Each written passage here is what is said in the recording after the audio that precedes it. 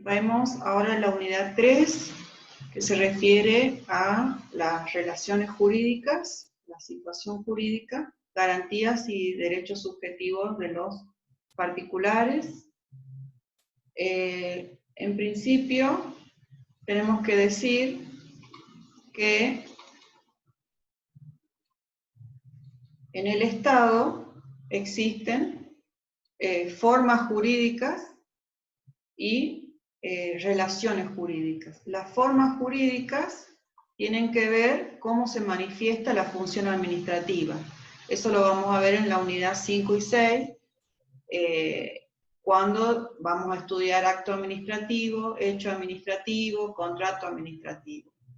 Ahora nosotros vamos a estudiar las relaciones jurídicas, que es otra cosa. ¿Qué es una relación jurídica? Es la presencia de dos sujetos, de los cuales uno es el Estado y el otro es el ciudadano. Recordemos que la contraparte del Estado, la administración pública, podemos llamarla ciudadano, beneficiario, administrado, usuario, según el lugar donde nosotros estemos.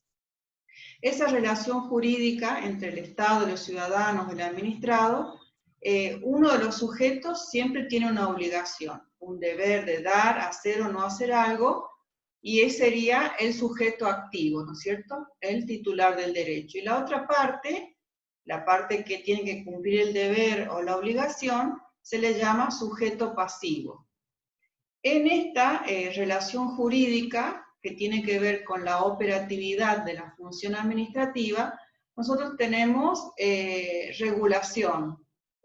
La regulación tiene que ver con que la administración pública se desempeña a través de una actividad reglada o discrecional, según exista una norma que determina una conducta o haya libertad en la manera de ejecutar esa acción, ¿no es cierto? De organización, ya lo vimos, se organiza en Estado nacional, provincial, municipal, entre centralizado, descentralizado y desconcentrado. También el Estado realiza una tarea de prestación en cuanto a los servicios públicos, también puede ser que el Estado conceda un servicio público, como es el caso de los peajes, por ejemplo, el caso del estacionamiento medido, el Estado ahí se constituye en concesionario.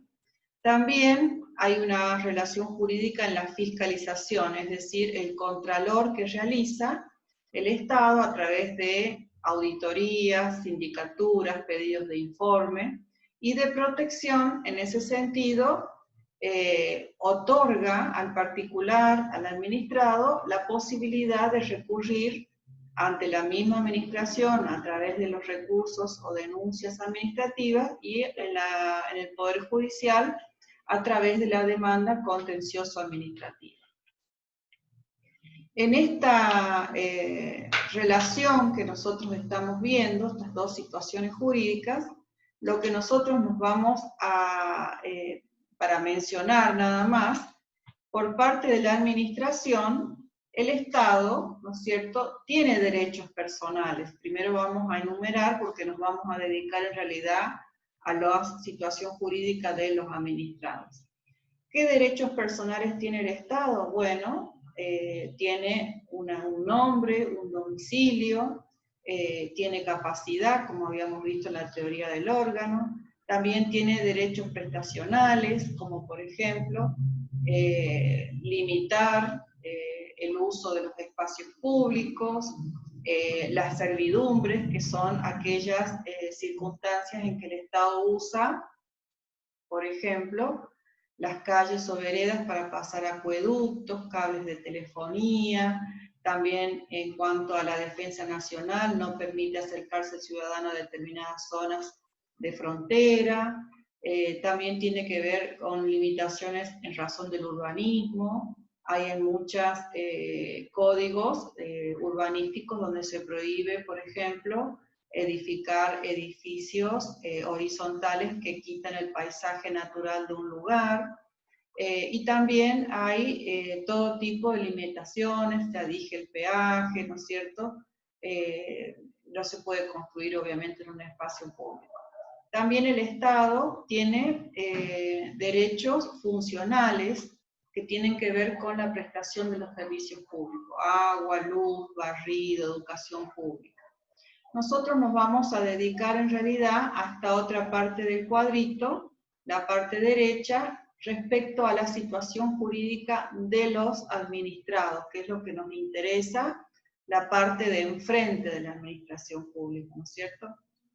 Bueno, en cuanto a ello, lo primero que tenemos que hacer, antes de entrar a ver qué son los derechos subjetivos, vamos a recordar algo que habrán visto en Introducción al Derecho respecto a la diferencia entre derecho objetivo y derecho subjetivo. En realidad, siempre digo que son dos caras de la misma moneda. El derecho objetivo son todas aquellas reglas de conducta que están escritas, por ejemplo, el derecho a la propiedad, el derecho de un empleado público, son aquellas reglas que el Estado contempla a través de normas, que pueden ser leyes, ordenanzas, digamos, leyes, también disposiciones de carácter administrativo, que tienen que ver con un derecho reconocido y tutelado que el Estado protege o contempla. ¿Cuál va a ser el derecho subjetivo? Bueno, esa facultad que el mismo Estado le otorga al ciudadano de que cuando eso que reguló esa conducta ha sido vulnerada, le otorga la facultad, sería el derecho subjetivo, de reclamar su restauración, la indemnización o que las cosas vuelvan al lugar en que se encontraban. Por eso le decimos derecho subjetivo, porque es una facultad, es una potestad. El derecho subjetivo no se ejerce en todo momento, está latente siempre, está en la otra cara de la moneda. El derecho objetivo es el derecho vigente, pero el subjetivo es potestad del particular ejercerlo, ¿no es cierto? Los ambos coexisten. Por ejemplo, el derecho objetivo impone la obligación que se respete la propiedad ajena o que el deudor pague unas deudas, pero a la vez le otorga al propietario la facultad de gozar ese derecho de propiedad y que los demás no la invadan, no la turben, no la violenten. Y el derecho subjetivo al acreedor a cobrarse esa deuda. Podría el acreedor, por ejemplo, no pedir el cobro de la deuda. Es un derecho subjetivo, ¿no es cierto? Entonces, el derecho subjetivo cumple la función de asignar una garantía a la persona, de reclamar al Estado lo suyo o impedir la violación de sus derechos individuales, de la propiedad o la libertad. La situación jurídica subjetiva de los particulares, ya dijimos que pueden ser los administrados, contribuyentes, ciudadanos, vecinos, usuarios, oferentes, etc., puede ser como titular de derechos o de deberes subjetivos. Siempre dijimos que la situación jurídica, la relación jurídica requiere de dos partes, el Estado y los particulares. Hay una clasificación según sea la protección, que esté más fuerte a más débil. La más fuerte son los derechos subjetivos, que acabo de explicar, el interés legítimo, el interés simple, los intereses difusos. En cuanto a los derechos subjetivos, como ya dije previamente, requieren de dos elementos. Una norma jurídica que determina en forma previa la conducta a seguir por la administración pública, es decir, estamos hablando de una actividad reglada, y que esa conducta sea debida exclusivamente a un individuo determinado. Aquí el derecho reconoce al individuo una situación que está intensamente protegida o en cabeza de una persona con exclusión de otra. Esta conducta que está protegida puede ser positiva o negativa. Es positiva, por ejemplo, cuando se le otorga una jubilación y se notifica a ese titular y a los demás no. Es decir, la jubilación es un derecho individual para el titular que la tiene que percibir. O también puede ser negativa, por ejemplo, el acto administrativo que excluye a una persona, por ejemplo, de presidente de mesa en una elección, ¿no es cierto? Por consiguiente, el derecho subjetivo consta de una situación de hecho ante cuyo incumplimiento o violación corresponde una consecuencia jurídica que puede invocar el individuo. Quien posee un derecho subjetivo puede reclamar el reconocimiento tanto ante la propia administración pública como en el Poder Judicial. Si la administración pública no los reconoce, seguidamente viene la instancia judicial, ¿no es cierto? Entonces, los caracteres de este derecho subjetivo, siempre hay que recordar que es potestativo. ¿Qué quiere decir eso? Que tiene una contrapartida de un deber y que el particular tiene la facultad de hacerlo valer o no. Limitativo también, ¿por qué? Porque los derechos, ya sabemos, no son absolutos, sino que son relativos conforme a las leyes que reglamentan su ejercicio. También debe tratarse de un derecho adquirido, no de una esperanza, de una quimera, no de una posibilidad. El derecho que se reclama debe haber sido adquirido. Es decir, no debe, por ejemplo, si yo quisiera reclamar que me asciendan de categoría o que me paguen una categoría que no me ha sido dada. Eso sería una posibilidad o un deseo, una quimera. El derecho debe ser adquirido para poder hacerse valer ante la administración pública.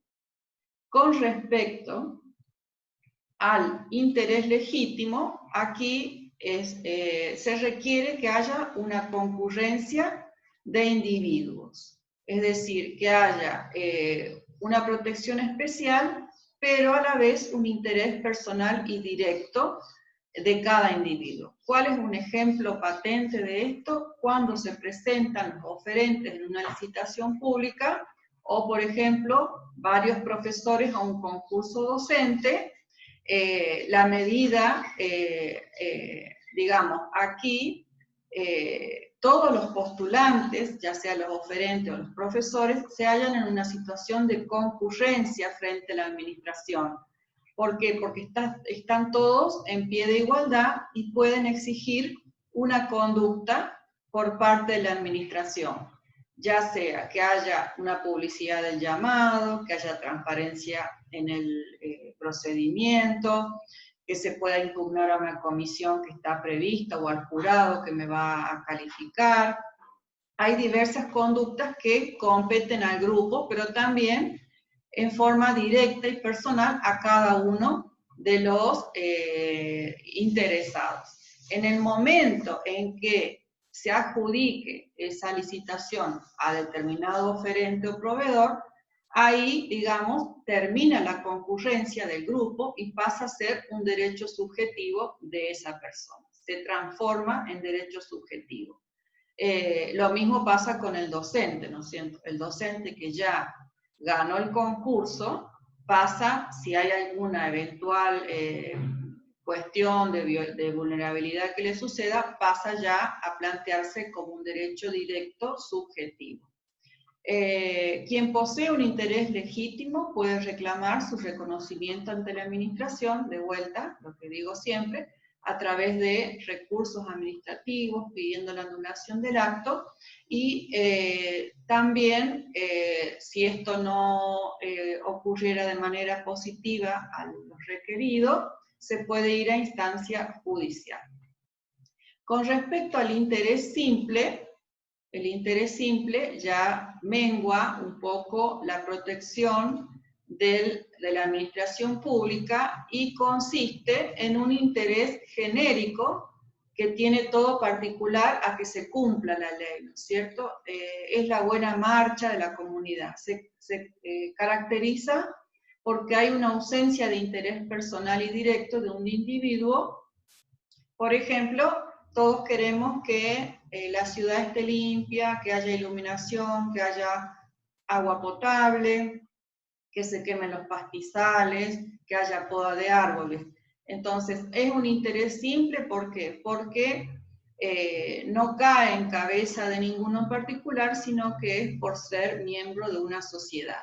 El modo de hacer valer mi desconformidad es a través de una denuncia administrativa. ¿qué tiene de débil esta protección? En que el Estado puede responderme o no. El Estado no está obligado ante una denuncia de hacer cumplir. Nosotros podemos tener experiencias en distintos gobiernos, sobre todo municipales, que hemos denunciado baches o pérdidas de agua ante Aguas de La Rioja, o el tema de los árboles que tocan los cables. Bueno, hemos tenido muchas experiencias de denuncia, pero ustedes habrán sabido que no siempre tenemos respuesta. ¿Por qué? Porque la administración tiene una protección débil respecto de estos intereses simples. Y por último tenemos a los intereses difusos o de incidencia colectiva que nacen, ¿no es cierto?, y se tienen mucho en cuenta después de la reforma del 94, cuando se introducen los nuevos derechos y garantías en los artículos 41, 42 y 43, que tienen que ver con cuestiones que nos atañen a todos como comunidad. Eso lo vimos mucho cuando sucedió el tema de Famatina por las minerías, ¿no es cierto? Son intereses difusos, porque no lo vulneran en particular a una familia, una persona, sino que a todo el medio ambiente. También lo vemos cuando reclamamos como usuarios, por ejemplo, los cortes de luz o los cortes de servicio, de transporte público. También lo vemos en cuanto a los consumidores de productos, cuando sube demasiado el precio de un producto en las góndolas, tienen que ver con esta protección difusa, es decir, son los derechos de tercera generación, que serían parte del nuevo constitucionalismo, ¿no es cierto? Si ustedes recuerdan del Público 1, en el constitucionalismo clásico estaba protegida la libertad, en el social la igualdad, y en el nuevo constitucionalismo aparecen estos derechos llamados de tercera generación, porque caen sobre todo una comunidad que no está diferenciada por límites territoriales o geográficos. Con respecto a esto, bueno, esto es en general la protección que tiene la administración pública frente a la vulneración de los derechos del ciudadano. Luego tenemos lo que se llaman las garantías constitucionales, que en ninguno de los derechos públicos nosotros la hemos estudiado en profundidad, pero la debemos tener presente, porque funcionan también respecto a nuestro actuar frente a la administración pública. Tenemos que tener la Constitución Nacional en la mano para poder leer, si alguna vez no lo leyeron, a todos estos artículos que menciono acá para entender de qué se tratan las garantías genéricas.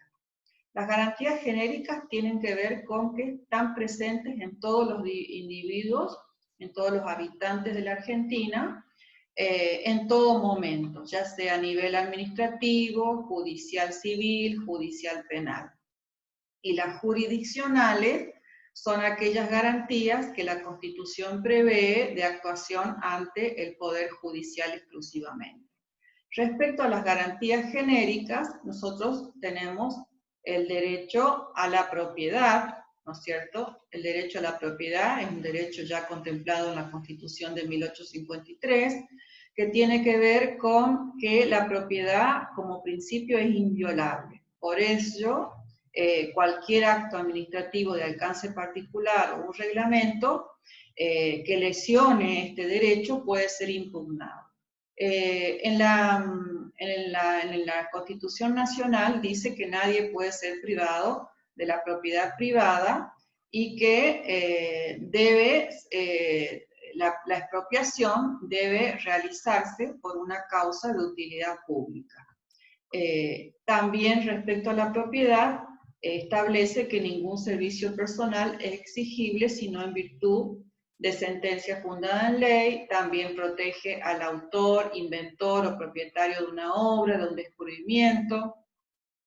Respecto también al Código Penal, digamos, que prohíbe la confiscación de los bienes, ¿no es cierto? Todas estas conductas que pudiera tener la administración pública son protegidas por la garantía del derecho a la propiedad. Luego tenemos el derecho a la igualdad ante la ley del artículo 16. En principio, recordemos que dice que la nación argentina no admite prerrogativas de sangre ni de nacimiento, no hay fueros de títulos ni de nobleza, y que todos somos iguales ante la ley, y la igualdad es la base del impuesto y las cargas públicas, y que todo empleo es admisible sin más requisito que la idoneidad, ¿no es cierto? Después tenemos las garantías, en donde hay mayor cúmulo de garantías, es en los artículos 18 y 19 de la Constitución, que tienen la garantía de defensa, a no ser penado sin juicio previo, a la inviolabilidad del domicilio y la correspondencia privada, la abolición de la pena de muerte, y el artículo 19, que se llama el artículo de reserva penal, donde dice que todo lo que no está prohibido está permitido, y que las acciones privadas de los hombres, que de ningún modo ofendan al orden y a la moral pública, están exentas del juicio de los magistrados. También tenemos otras garantías del artículo 14 del constitucionalismo clásico, a trabajar y ejercer industria lícita, el 14 bis, a los derechos laborales de agremiarse, a la seguridad social, la vivienda digna. Todos estos derechos, si nosotros agarramos el primer capítulo y segundo de los derechos y garantías hasta el artículo 43, nosotros vamos a encontrar un sinnúmero de garantías genéricas que están en la Constitución, sobre todo las incorporadas después de la reforma del año 94. Vamos ahora a las garantías jurisdiccionales, que son exclusivamente para interponer ante el Poder Judicial, es decir, deben hacerse a través de un proceso judicial, que vamos a ver en la unidad 6, la diferencia entre proceso judicial y procedimiento. Lo primero que tenemos es que irnos, los invito a ir en su Constitución al artículo 43, el primer párrafo nos dice que el amparo genérico. ¿Qué tiene de genérico? Es que este artículo, esta garantía, protege todos los derechos y garantías reconocidos en la Constitución Nacional, salvo la libertad física, porque es protegida con el habeas corpus, y los datos sensibles, que son protegidos por el habeas data. Es decir, es genérico porque los otros dos derechos que acabo de decir tienen una protección específica. La acción de amparo tiene como característica que es una acción expedita, es decir, no hay obstáculos, es rápida, porque esto quiere decir que la persona que la interpone lo puede hacer ante cualquier juez, por eso es rápida y expedita. Para interponer un amparo siempre hay un requisito que nos dice que no debe existir otro medio judicial o administrativo más idóneo. Eso significa que el amparo se aplica solo de manera excepcional. Si hay otros medios, no se admitiría. Puede proceder contra actos u omisiones de la autoridad pública o de los particulares. Estos actos u omisiones deben lesionar, restringir, alterar o amenazar los derechos o garantías reconocidas en la Constitución, en un tratado o en la ley. La violación de ese derecho puede ser actual o inminente, no es necesario que se haya llevado a cabo. Con el peligro basta, o sea, si yo siento que hay un peligro de que algo me va a ocurrir y no ha sucedido, debe obviamente demostrarse la inminencia, es decir, la cercanía de que eso suceda, y procede el amparo. El acto o la omisión debe ser manifiestamente arbitrario, es decir, que se debe notar que es algo reprochable o que es algo ilegal. Eso tiene que ver con una de las garantías de mayor alcance que tenemos los ciudadanos, y ustedes habrán visto en la televisión la cantidad de amparos por diversos temas que se interponen. Después tenemos en el segundo párrafo lo que se llama el amparo colectivo, que se une al tema que hablé recién de los derechos de incidencia colectiva. A través de este amparo se defienden los intereses difusos, es decir, que no pertenecen a un sujeto determinado, sino que integra una comunidad. Por ejemplo, el derecho a no ser discriminado, el derecho de consumidores y usuarios, el derecho al acceso a la información. Habíamos hablado con uno de ustedes cuando hablamos del derecho al acceso a la información, cuando estaban buscando el organigrama de organismos públicos, uno de los alumnos me manifestaba que había pocos organismos que los tenían en la web. Bueno, eso tiene que ver con la falta del acceso a la información. Lo mismo si yo quiero mirar el presupuesto correspondiente a una provincia, o quiero ver las declaraciones juradas que están obligados los funcionarios antes de acceder al cargo, o quiero ver cuando dejan el cargo. Todo eso está negado en realidad al individuo y tiene que ver con un interés difuso. A todos nos interesa saber los manejos de dinero del Estado. La legitimación para promover esta acción, ¿qué quiere decir legitimación? ¿Quiénes pueden ir a la justicia a interponer un amparo? En principio el afectado, es decir, cualquier persona que vea vulnerado un derecho de incidencia colectiva. El defensor del pueblo, que es el que defiende los derechos humanos y demás derechos y garantías contemplados en la Constitución. Acá también hay que advertir que en La Rioja no tenemos defensor del pueblo, es decir, eso también es quitarle la posibilidad al ciudadano que se defienda. Recordemos que el defensor del pueblo también defiende ante hechos, actos y omisiones de la administración pública. Y por último, las asociaciones registradas, que son aquellas que defienden determinado aspecto, por ejemplo, Greenpeace, o ARCO, que defiende a los consumidores usuarios. Cada organización que defienda alguna parte de un medio ambiente o de un usuario está legitimada según la Constitución para interponer una acción de amparo genérico. Se debe demostrar, por supuesto, que haya un perjuicio a la comunidad de aquel acto que se impugna. Luego tenemos en el tercer párrafo el habeas data, que en latín significa que cada persona tiene sus datos. El habeas data es una de las garantías menos conocidas, pero que están contempladas desde el año 1994. Son aquellas garantías que poseen las personas para exigir explicaciones a los organismos públicos o privados que tienen datos o información sobre ella o a su familia, y así averiguar qué datos puntuales tienen y por qué y para qué los tienen. No estamos hablando acá del Face, de Instagram, donde las personas publican por su propia voluntad cosas privadas. Estamos hablando de organismos públicos o privados donde hay datos que yo los he dado en confidencialidad. Por ejemplo, hay organismos que suelen almacenar datos de sus empleados o de sus oponentes políticos o comerciales sin que ellos lo sepan, y al usar esa información pueden perjudicarlos. Si una empresa usa datos sobre la salud de sus empleados, discriminando a aquel que está enfermo, se podría interponer una acción de habeas data. Supóngase que una clínica dio a conocer que una persona tiene SIDA o tiene una enfermedad terminal, ¿no es cierto? Y podría interponer una acción de habeas data para que se resguarde esa privacidad y no sea conocido por todos. Lo que tiene por fin el habeas data es proteger el derecho a la intimidad y a la privacidad.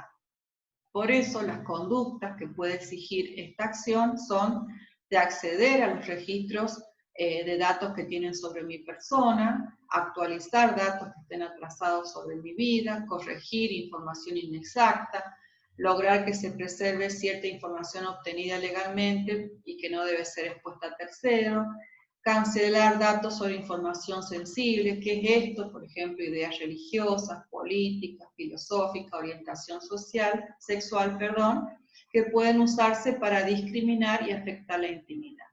Los ámbitos que no cubre el habeas data son los documentos históricos, es decir, los que están preservados en museos o en bibliotecas, o los que han sido sometidos a investigación científica, tampoco a lo que tenga que ver con la FIP, por supuesto, eso no está reservado, y tampoco es alcanzada por el secreto de las fuentes periodísticas, sino estaría vulnerando la libertad de prensa. Recordemos que el habeas data, nosotros no podemos pretender que nadie sepa al día de hoy nuestro DNI o celular o domicilio, porque eso está totalmente información pública, ¿no es cierto? No se trata de proteger el número de celular, eso ténganlo bien claro. Son otras cuestiones que la ley de habeas data califica como datos sensibles y tienen que ver con lo que mencioné antes, ideas religiosas, políticas, orientación sexual, enfermedades, etc. Por último, tenemos el párrafo del habeas corpus. El habeas corpus significa tienes tu cuerpo. El habeas corpus es una garantía que consiste en proteger la libertad física contra perturbaciones ilegítimas que pueda sufrir. A través de esta acción se inicia un proceso breve y rápido que verifica que la persona esté detenida en forma ilegítima. Puede haber sido arrestada de manera arbitraria, es decir, sin orden escrita, o puede haber sido amenazada. Si resulta ilegítima, entonces el juez ordenará inmediatamente que cese esa perturbación. La legitimación, es decir, quién puede promover esta acción, puede ser el propio detenido, otra persona en su nombre o el mismo juez si tuviera noticias que alguien está detenido sin orden escrita. Procede también contra actos de los particulares, no solamente sobre la administración pública, el Estado, las fuerzas de seguridad, sino también contra particulares si yo me estaría, por ejemplo, alguien vigilando mi casa. También procede en casos de desaparición forzada de personas. Este tema que está tan en actualidad ahora con el caso Astudillo Castro, el chico que aparentemente fue desaparecido por la policía, que en este momento se está haciendo la autopsia, o el caso Maldonado. En principio, como no se saben los hechos, se los caratula como desaparición forzada de personas. Hay varias clases de habeas corpus, tenemos el reparador, que es el que se usa para hacer cesar la detención ilegal, el preventivo, cuando hay una amenaza, el correctivo, se usa mucho a las personas que están en la cárcel, sufriendo condiciones, digamos, de detención que atentan contra su salud, y el restringido, cuando se afecta por ejemplo, perseguir a alguien al trabajo o vigilarlo las 24 horas, eso sería restringir la libertad de la persona, ¿no es cierto? Todas esas garantías las tenemos que ver en algún momento del derecho y las vemos ahora en esta unidad donde tenemos que tener una idea general de la protección genérica que tenemos los administrados frente al Estado. Luego tenemos un tema que es el de los derechos humanos, que les enumero acá en general. Todos ustedes por su profesión deben haber estudiado bastante esta temática. Los derechos humanos se llaman así porque corresponden a todo individuo, aunque no haya norma escrita que los reconozca. Los derechos humanos, recuerden que la importancia que tiene este tema es que en la reforma del 94 se incorporaron con jerarquía constitucional los tratados sobre derechos humanos, 11 instrumentos y después se incorporaron 3 más que conforman nuestra supremacía constitucional. Bueno, tenemos a la vida, la integridad personal, física, psíquica y moral, a la libertad de expresión, a la protección a la libertad de conciencia y religión, a vivir en paz, a no ser discriminado, tenemos derecho a una nacionalidad, a movernos libremente. Bueno, todos estos son un modo ejemplificativo. Muchos de estos derechos están contemplados por la Constitución Nacional, como por ejemplo al de trabajar, ¿no es cierto?, a la propiedad privada, a la libertad de expresión, y los otros están contemplados en forma, digamos, expresa o implícita en los tratados internacionales. Recordemos también algo que vimos en Público 1, que de los derechos implícitos. ¿Qué significan esto? Que son los derechos no enumerados, que no significan que estén negados porque no estén escritos. Bien. Entonces, eso lo que tenemos que saber sobre derechos en general. Hasta este punto hemos visto toda lo que significaría la parte del ciudadano. Ahora vamos a ver en general cuáles son las presentaciones que se pueden efectuar por parte de los ciudadanos, pero ya no en sede judicial, sino en sede administrativa. Recordemos, y siempre se los digo en clase, que ustedes como politólogos el único derecho que pueden ejercer es el derecho administrativo. ¿Por qué? Porque en sede administrativa no se requiere la actuación de un letrado, de un abogado. Todo lo que significa administración pública, hasta la última instancia, pueden actuar ustedes como politólogos. Nosotros en la ley 4044 vimos diferentes presentaciones que se pueden hacer, que son estas presentaciones. Vamos, si recuerdan un poco la organización de la disposición de la 4044, van a ver que hay una parte en el título cuarto que establece en el capítulo cuarto, interesados, representantes y terceros. En este capítulo, si ustedes leen el artículo 113 a 120, van a ver que ahí le faculta a la persona quienes pueden solicitar un expediente, quienes pueden pedir la vista de las actuaciones. Acá hay un capítulo específico de la vista de las actuaciones. El tema de las formalidades de los escritos, es decir, va indicando cómo se deben presentar las cosas ante la administración pública. El tema del informalismo a favor del administrado, esto lo vamos a estudiar cuando veamos los principios, pero les adelanto que es una, digamos, de las situaciones que se le otorga una cierta flexibilidad a la persona que acude a la administración pública para perdonarle ciertos errores formales, como encabezar mal una nota o un recurso administrativo. También tenemos el tema de la prueba y de la decisión. En este capítulo, en el capítulo 13, estamos en el mismo título cuarto, nosotros tenemos derecho a que la administración pública nos conteste de manera fundada lo que nosotros solicitamos, a ofrecer pruebas. Por ejemplo, si yo pido permiso para poner mesas de mi bar en la vereda, yo tengo derecho a que si me niega, por ejemplo, el municipio, el poner mesas o sillas en un bar, tengo derecho a que se me funde. ¿Por qué? O sea, una argumentación, porque hay pocos metros, porque es un lugar muy transitado, porque no reúne las condiciones para separar las mesas, etc.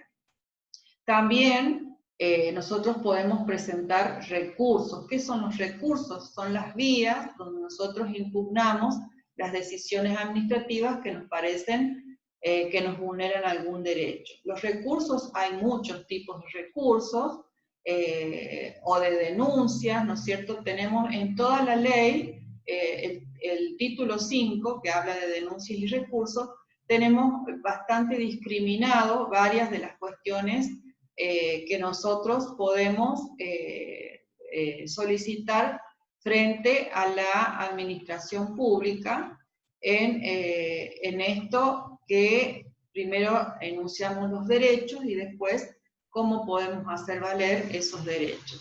Lógicamente, cuando puede suceder, esto que dice acá, pedir la reconstrucción de actuaciones que se hubieran extraviado, puede suceder y es muy común, a diferencia del Poder Judicial, en la administración pública los expedientes pasan por diversas oficinas hasta que se dicta el acto administrativo.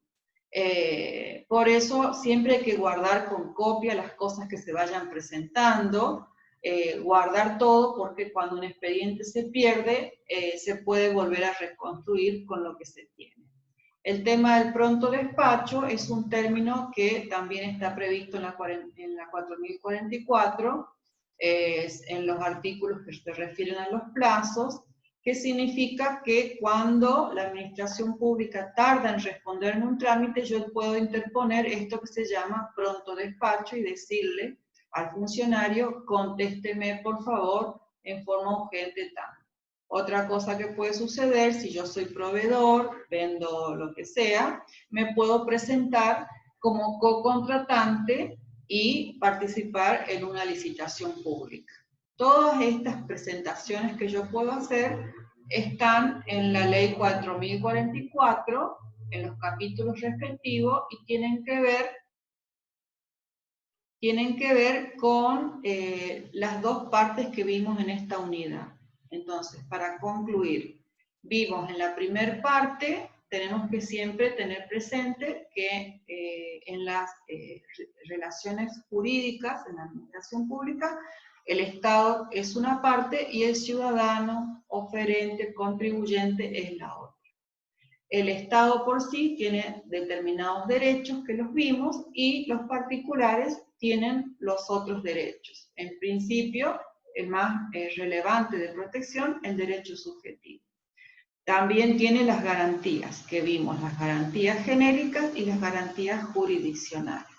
Entonces, hasta ahí nosotros hemos conocido en general la actuación, los derechos que tengo frente al Estado. Y en la última filmina, todo lo que yo puedo hacer frente a la sede administrativa. ¿Por qué lo vemos a esto? Bueno, porque ustedes van a ser politólogos y es lo único que pueden hacer sin contratar un abogado, ¿no es cierto? O sea, es